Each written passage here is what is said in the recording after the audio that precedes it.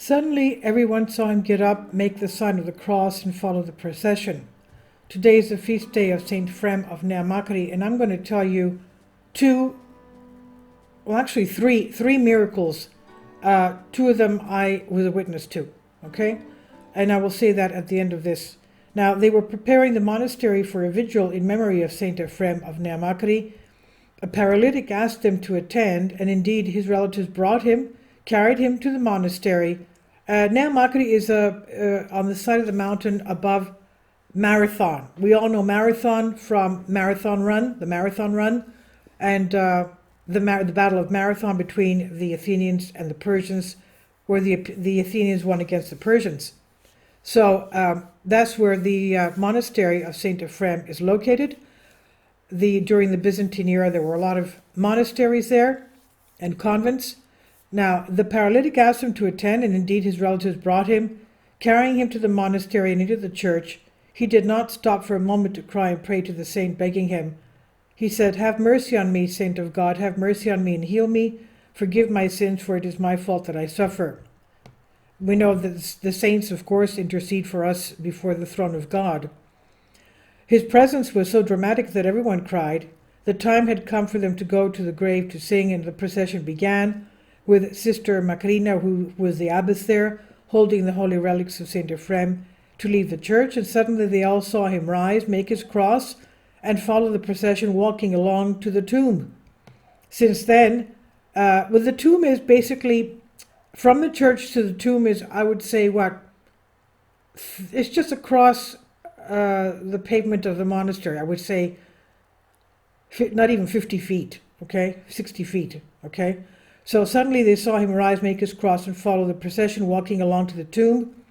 Since then, wherever he was and wherever he stood, he never stopped talking about, this person was healed, of course, but he never stopped talking about the miraculous grace of God and Saint Ephraim. Presenting himself as a living example, he urged everyone to believe and glorify the Lord. One Sunday, when he had gone to visit the monastery, he had brought a half-paralyzed child. As soon as he saw it, he knelt down and cried, begging the Saint Ephraim to heal the child, as it helped him as well, and so it happened. Saint Ephraim. And now, let me tell you, that mountain was full of monasteries and convents, mostly monasteries, men's monasteries during the Byzantine era. And one of the most famous ones was that of St. George, was just above the Bay of Marathon. People would leave the area of Greece from the Bay of Marathon to go across to Constantinople, today Istanbul. Okay, so what happened was that during the occupation of Greece, there were, of course, Muslim marauders, and they did away with a lot of these monasteries. And one of the martyrs was Saint Ephraim. He was martyring for 8 months until he succumbed to his injuries. So what happened was they have written many books about his recent miracles. One of them was this very poor woman. She couldn't afford not even 2 cents to buy a candle, to light a candle before going into the church. So what she did was, she couldn't have a child. She was barren. And she wanted to pray to Saint Ephraim to intercede for her, to our Lord Jesus Christ, to have a child so that she would no longer be barren. But they were very poor. She and her husband were very poor. She didn't even have a coin to leave for her candle. So what she did was she put her wedding ring on top of the glass. Saint Ephraim is covered by a glass. His holy relics are covered by a glass. So she left her wedding ring, her golden little wedding ring, on the glass of Saint Ephraim relics. And what happened was that she did become pregnant. She did give birth 9 months later, after asking for his intercession. And the doctors came to her and said, you have a little baby boy. He's perfect in everything except one thing. We can't open his right fist. His fingers seem to be glued together. Okay, we can't, because what happens when a child is born, the pediatrician takes it for examination, right? So they could not open the child's right fist. And when they brought it to the mother tried taking opening the little fingers. She opened them one by one, and the child was holding the mother's wedding band in his hand. Now that we know is totally impossible. You can't, how could the wedding band that the mother placed on top of the glass over the holy relics of Saint Ephraim 9 months before end up in the born child's infant? He was just born from her womb, and he was holding her wedding band. Okay, that's obviously one of the striking miracles I read in one of the books. Another one that I was witness to. I had gone to a pilgrimage to various areas in Greece with some people from True Life in God that came to visit Greece, and there were two. I had hosted two Catholic priests from the Philippines because they made a mistake with their hotel reservation. So my house was big enough that I was able to give them bedrooms with their own bathrooms inside. So I gave them the master bedroom and the guest room, and then they had to leave for Rome. And I said, no, don't leave. Come with me to Saint Ephraim, because I want you to see at least one of our saints before you go. And they said, no, we can't, because, they were helping the Filipinos in Athens, Greece, where I live, for holy confessions. And they were returning.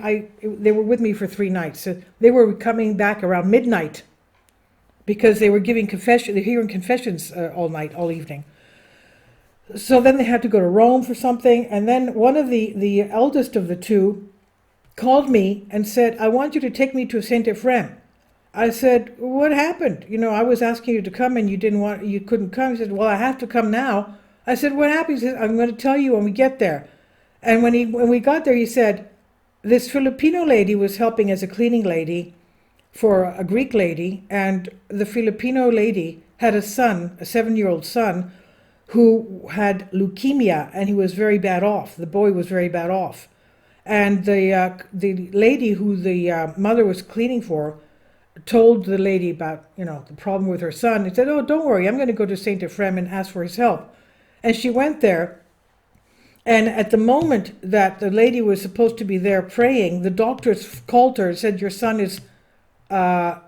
has no longer any sign of leukemia. So the whole of the Filipino community heard about that miracle with Saint Ephraim, and they told the Filipino Catholic priest, and the priest, when he returned to Athens from Rome on his way to the Philippines, told me to take him to Saint Ephraim. And then I treated him to a sandwich lunch. And I asked him, I said, I don't understand. I was saying, I don't understand. Why does Saint Ephraim have to suffer for 8 months? And he said, oh, don't you understand what's going on? He's glorifying God now. I said, that's what he explained to me. I said, what do you mean? He said, well, he went through that, but now he's glorifying God with all the miracles that he's giving people, with the intercession, with his prayers to the throne of God. So that's how he explained it to me. Isn't that beautiful? So the other thing with me, I had gone to pray for something to Saint Ephraim, and I took 2 pictures of my sons when they were little babies, and I put them, actually, not babies, they were small, quite small. They were together. I took a picture of them when they were together, and I put that little picture on top of the glass of Saint Ephraim, having in my mind the miracle of the lady with the golden wedding band and her son that was born 9 months later with the wedding band in his fist. So there was nobody else in the church, nobody, just me. And I left a little picture on the corner of the over the feet of the holy relics of Saint Ephraim. And I took about 3 or 4 steps away, and then I turned around, and the picture was gone. The picture of my little boys, my sons when they were little boys, was gone. And I just had a smile on my face. I'm saying he took it. In my heart, I said, okay, he took it. He heard my prayer and he took the picture. So today is the feast of Saint Ephraim. He did tell Saint Macrina where to find his holy relics in a dream, and she was the first abbess of the convent. The monastery is a woman's monastery. It's a convent. And the first abbess is no longer with us. There's another abbess now. But he told her that there are a lot of saints buried in that mountain of Pentelicon, and Christ will reveal them one by one. The martyred saints of God, Christ will reveal to people one by one in a dream, in dreams. So there are many that suffered like he did, and God will reveal them in the future, he said to her. So may the saints of God, they are not dead, they are alive, and they intercede for us always. And glory be to God for all that. And let's remember that we are also created, and our purpose in life is to be saints. We all have the capability of being saints of Christ. God bless you all. Christ is risen. And that's what I wanted to leave you with. The first part, of course, was translated from a Greek article. Thank you for your support. Kindly support my Patreon account. The daily posts are 5 videos daily, and they are totally different from what I have on my YouTube channel. Thank you so much for your support, and that you find all my content so interesting. You'll find the Patreon account details in the description box below.